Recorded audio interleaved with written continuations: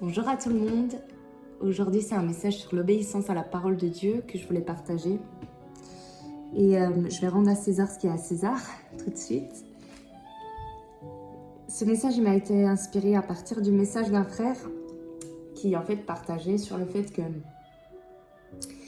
le problème, à la base, le péché originel, le problème, ce n'est pas que Ève ait mangé du fruit de l'arbre. Et la vraie racine du problème, c'est que Ève est désobéie à ce que Dieu a dit par rapport à cet arbre. Et ça, on le voit dans Genèse chapitre 3, verset 3. Genèse chapitre 3, verset 3. Mais quant au fruit de l'arbre qui est au milieu du jardin, Dieu a dit, vous n'en mangerez point et vous n'y toucherez point, de peur que vous ne mouriez. En fait, le vrai fond du problème, il est là. Il est que Ève a désobéi à la parole que Dieu lui avait donnée. Et c'est à partir de ça que je voulais nous amener dans des révélations que Dieu m'a données, le message que Dieu a mis sur mon cœur, qui est lié à l'obéissance à la parole. Alors, pourquoi l'obéissance ? Elle est primordiale. Pourquoi l'obéissance à la parole de Dieu, en fait, elle est primordiale ? C'est parce que déjà, ce qu'on doit comprendre, c'est que l'obéissance, on doit sortir de la conception religieuse qu'on a de l'obéissance. Dieu ne nous demande pas d'obéir parce qu'il a un caprice et que il faut pas. Le christianisme, c'est pas une liste de règles, de choses à faire ou à ne pas faire. Il faut vraiment sortir de cette conception religieuse de l'obéissance. Ce que le Saint-Esprit m'a révélé, c'est que l'obéissance à la parole de Dieu, elle est primordiale. Pourquoi ? Parce que le monde spirituel fonctionne par la parole. Quand Dieu veut faire quelque chose, depuis le départ, ce qu'il utilise, c'est la parole. Tout a été créé par la parole. Et ça, c'est dans l'évangile de Jean, premier chapitre. Toutes choses ont été faites par elle et pour elle, et rien de ce qui a été fait n'a été fait sans elle. Il parle de la parole de Dieu. Et au passage, cette même parole, c'est aussi une personne, c'est Jésus, la parole de Dieu.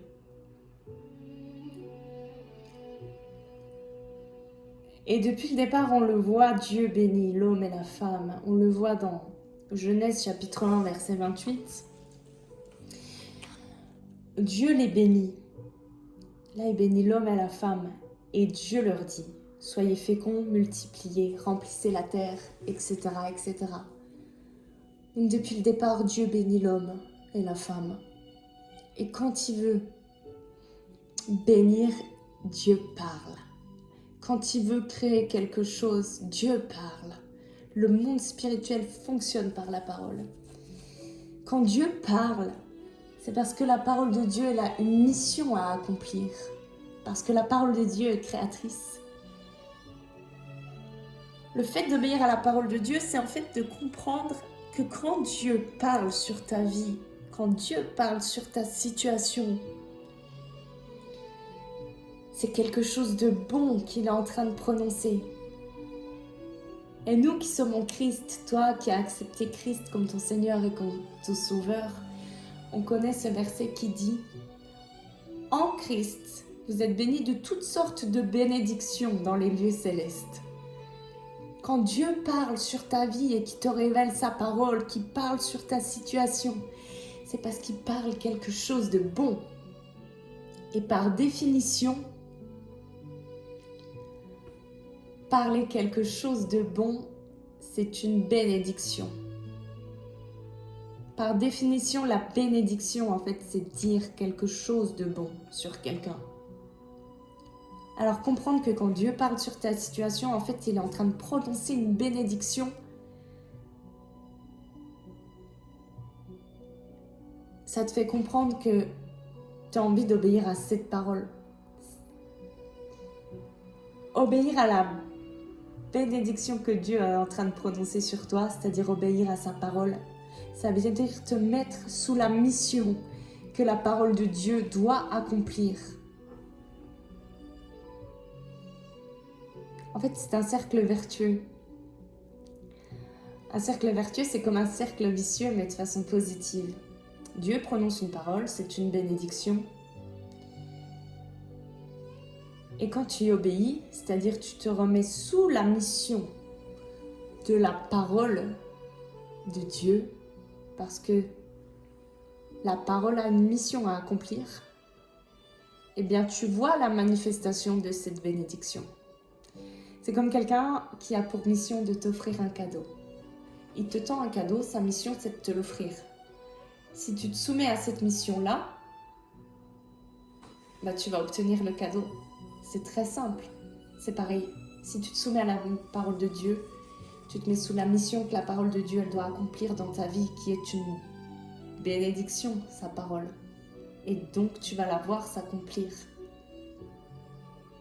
Le Seigneur il mettait à la lumière le fait qu'il y a certaines situations qu'on vit dans nos vies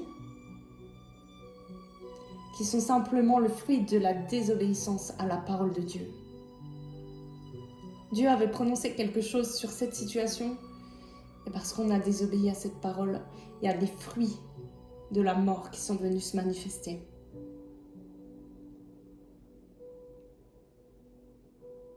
Parce que quand on se soumet à la parole de Dieu, qui est une bénédiction, on va récolter la vie, parce que Dieu est la vie. Et quand Dieu prononce une parole, si on s'y soumet, elle accomplit sa mission. Et sa mission, c'est d'amener la vie, les fruits de la vie, de bénir et d'accomplir son œuvre. Et à partir du moment où on sort de ce cadre de l'obéissance à la parole de Dieu, alors la parole de Dieu ne peut plus accomplir sa mission. Et on va sortir du cadre de la bénédiction comme Ève l'a fait. Quand elle est sortie du cadre de la bénédiction de Dieu, quand elle a refusé de se soumettre à ce que Dieu avait dit, elle est venue obligatoirement se soumettre à une autre parole qui venait d'un autre esprit. Parce que la parole du serpent, elle avait aussi une mission pour Ève. De même que Dieu a une mission au travers de sa parole qu'il veut accomplir si l'on s'y soumet. De même le diable a une mission au travers de la parole qu'il prononce sur nos vies. Et il n'y a pas de neutralité dans le monde spirituel. Il faut comprendre ça pour ceux qui peut-être n'ont jamais entendu ça. Il n'y a pas de neutralité dans le monde spirituel. C'est pas toi qui contrôle le monde spirituel. Si tu sors du cadre de la bénédiction que Dieu a prononcée au travers de sa parole sur ta vie, alors obligatoirement, tu vas te soumettre à une autre parole qui ne va pas produire la vie parce qu'en Dieu seul est la vie. Il est la vie. Jésus est la parole et il est la vie.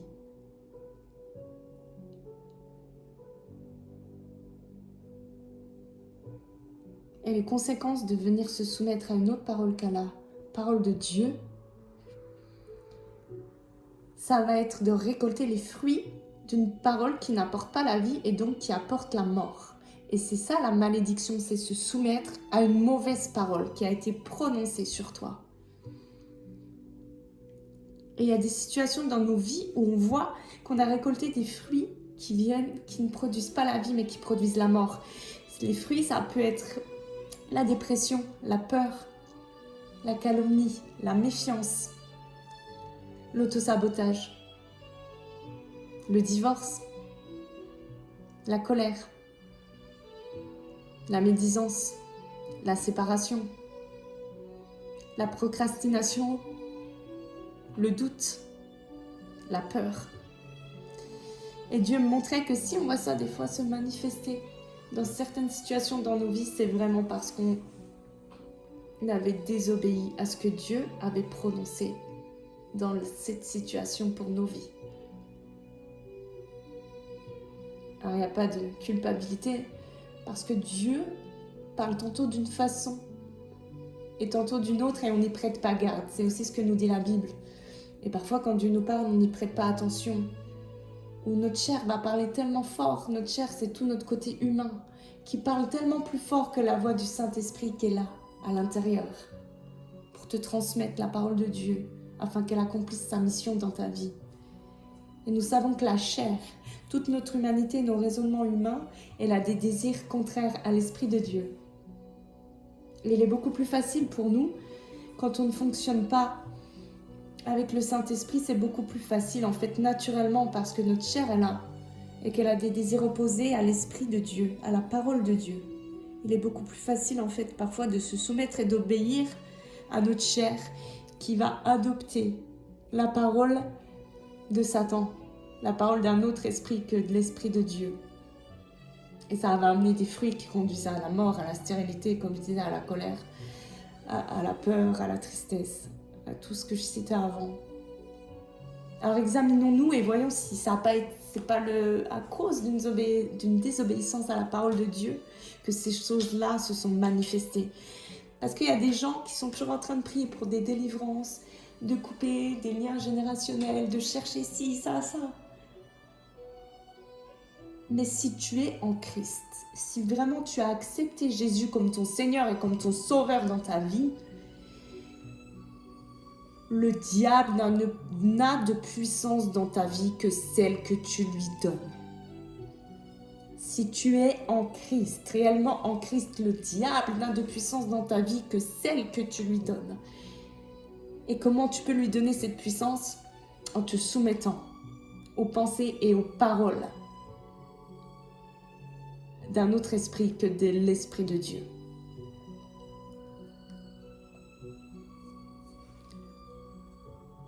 Parce que la pensée dans ton cœur, c'est une parole à l'intérieur. Une pensée est une parole prononcée à l'intérieur.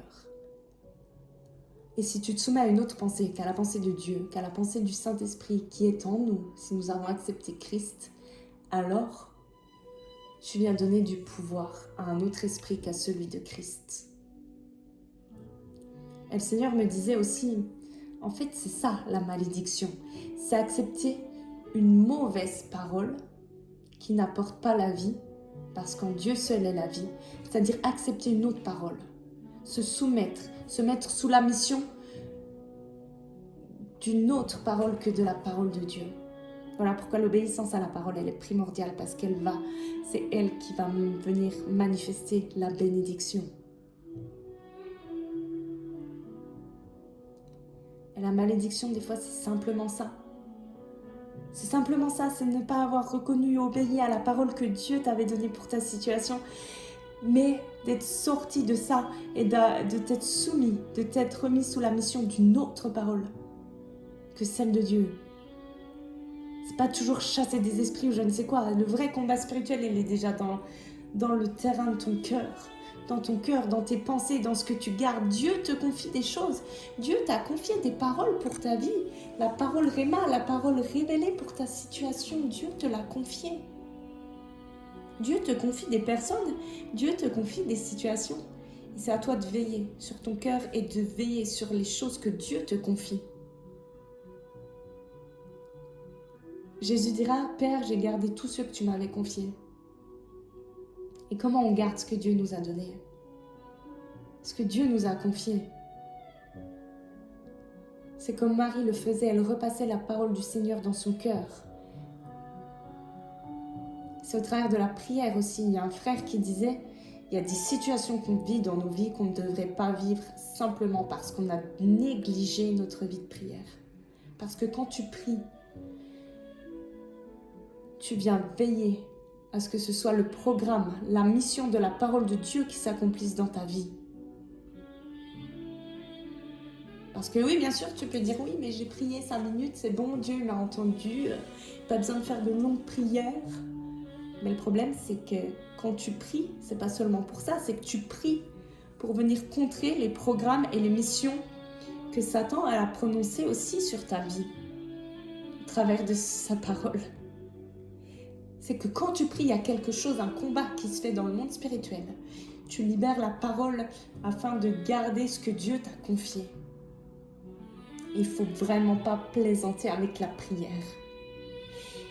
Et il ne faut pas non plus confier la parole que Dieu t'a donnée pour ta situation à n'importe quelle bouche et à n'importe quel cœur. Ce que Dieu t'a dit pour toi, il l'a confié à toi. Tu ne peux pas confier la parole que Dieu t'a donnée, qui est esprit et vie, et qui a une mission à accomplir.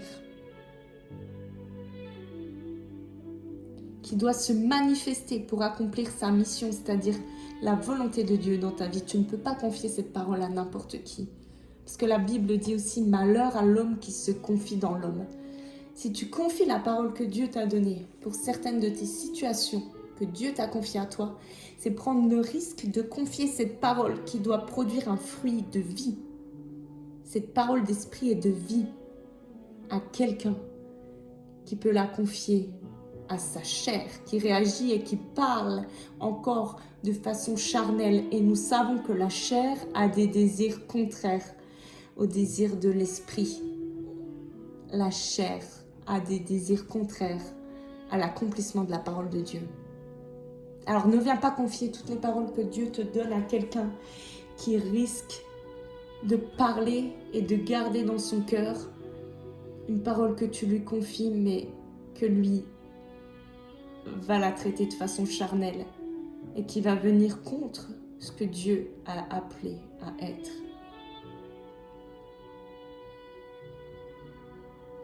Parce que la chair, elle est toujours plus disposée à faire l'œuvre de Satan, à se soumettre à la parole que Satan dit en fait. Parce que notre chair est comme ça. Notre chair, elle est contraire à l'Esprit de Dieu. Il y a une parole que Dieu nous a confiée, qu'on doit partager à tous, c'est la parole de l'Évangile. C'est la mission de tous. La mission, en fait, c'est de révéler la parole de Dieu afin que cette parole accomplisse sa mission. C'est l'Évangile. Mais il y a des paroles pour tes situations à toi que Dieu ne t'a pas demandé de confier à tout le monde, mais qui te demande de veiller et de garder et de prier dessus. Et de ne pas la confier à n'importe qui pourrait agir et parler de façon charnelle et venir contrer ce que Dieu a dit. Je priais avec quelqu'un l'autre soir et le Saint-Esprit en fait me disait « Repentez-vous pour être libre. Repentez-vous pour être libre. » Parce que si à un moment donné tu es passé à côté du but, que tu n'as pas obéi à la parole de Dieu, que tu ne t'y es pas soumis, parce que Dieu parle tantôt d'une façon, tantôt d'une autre. Parfois, on n'y prend pas garde. Parce que parfois, notre chair parle plus fort et le Saint-Esprit parle intérieurement, plus discrètement. Eh bien, si on est passé à côté de la parole que Dieu avait prononcée sur nos vies, le Seigneur, dans son amour et dans sa grâce, il vient nous donner une clé pour pouvoir faire demi-tour, pour pouvoir marcher de nouveau sur le chemin de la bénédiction, sur le chemin que la parole de Dieu avait prononcé sur nos vies. C'est la repentance. Cette clé, c'est la repentance. Parce que Dieu veille sur sa parole afin qu'elle s'accomplisse. Dieu est bon, Dieu veille sur sa parole qui t'a donnée pour qu'elle s'accomplisse, pour qu'elle fasse son œuvre dans ta vie. Alors la repentance, c'est un moyen de venir demander au Saint-Esprit d'examiner notre cœur, de dire « Saint-Esprit, toi qui convaincs les cœurs, toi qui sais toutes choses, mets à la lumière ce qu'il y a dans mon cœur. Mets à la lumière là où j'ai désobéi, là où j'ai pas entendu, j'ai pas obéi à la parole de Dieu. Mets à la lumière mes faux raisonnements, mes blessures qui agissent encore dans mon cœur et qui m'empêchent d'être sous la mission de la parole de Dieu pour que ça accomplisse sa bénédiction dans ma vie. » C'est à ça que sert la repentance. C'est pas juste demander pardon. C'est un changement de mentalité, un changement de ce chemin, un demi-tour qui te ramène sur le chemin de la bénédiction. Le chemin que la parole de Dieu a prononcé sur ta vie pour accomplir sa mission. Ouais, le Seigneur disait, repentez-vous pour être libre.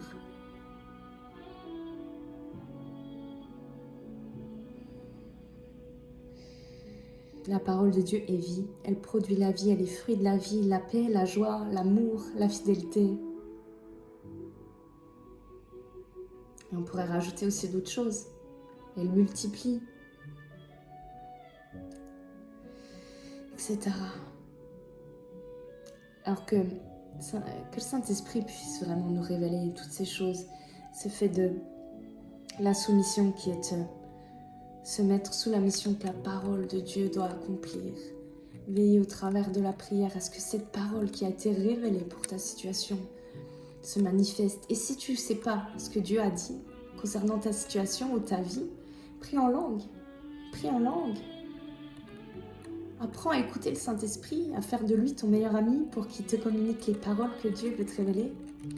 Lis la Bible en demandant au Saint-Esprit de t'éclairer.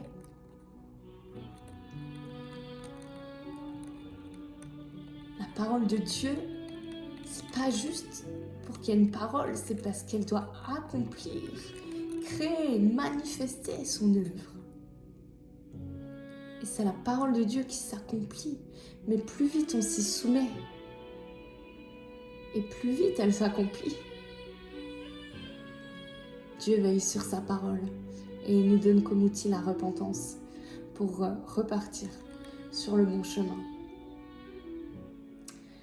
Du coup, soyez bénis. À bientôt.